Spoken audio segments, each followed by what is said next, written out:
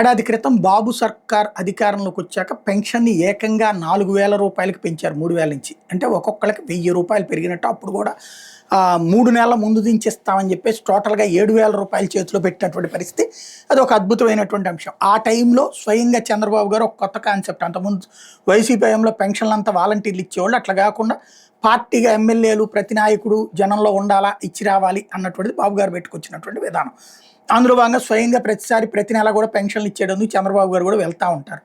అట్లా వెళ్ళినటువంటి సందర్భంలో ఏదైతే పెనుమాకలో ఒక కుటుంబం దగ్గరికి పాములు నాయక్ అనేటటువంటి కుటుంబ సభ్యుల దగ్గరికి వెళ్ళినప్పుడు వాళ్ళు గుడిసెలో ఉండేవాళ్ళు. ఆ గుడిసెకి బదులుగా మాకు ఒక ఇల్లు కట్టించి ఇవ్వండి అంటే అప్పుడు చంద్రబాబు గారు వాళ్ళకి ఇల్లు కట్టించేయమని అడిగితే ఈ 11 నెలల తర్వాత ఇప్పుడు వాళ్ళకి సొంత డాబా ఇల్లు కట్టించి ఇచ్చారు. ఇందులో 1,80,000 రూపాయలు రాష్ట్ర ప్రభుత్వం డబ్బులు పెట్టుకుంటే మిగతా డబ్బులు లోకేష్ అట్లాగే టీడీపీకి సంబంధించినటువంటి మండల పార్టీ ప్రధాన కార్యదర్శి కొల్లి శేషు డబ్బులు పెట్టి వాళ్ళకి కట్టించి ఇచ్చారట. ఇది నిన్న వాళ్ళు గృహప్రవేశం చేశారు. దాన్ని వార్త రాశారు. చాలా మంచి వార్త, బాగుంది.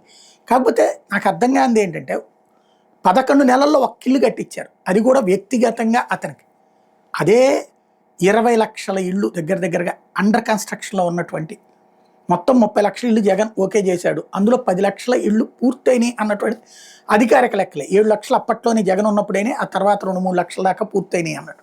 మిగతా 20 లక్షల ఇళ్ళు కట్టించుంటే వాళ్ళందరూ గృహప్రవేశం చేస్తే జగన్ స్థలం ఇచ్చి వదిలేశాడు.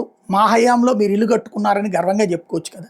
టిట్కో ఇళ్ళే పూర్తి కాలేదు కదా. కనీసం ఈ ఏడాదిలో ఉన్నప్పుడు చంద్రబాబు గారు ఉన్న టైంలో వాళ్ళందరి దగ్గర 3.5 లక్షల రూపాయలు కూడా తీసుకున్నారు కదా. అవి కూడా పూర్తి కాదు కదా. అసలు కనీసం ప్రారంభమే చేయట్లేదు కదా అవి.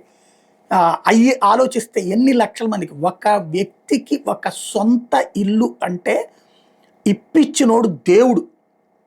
అది ఒక్కసారి ఆలోచించుకోవాల్సి ఉంది.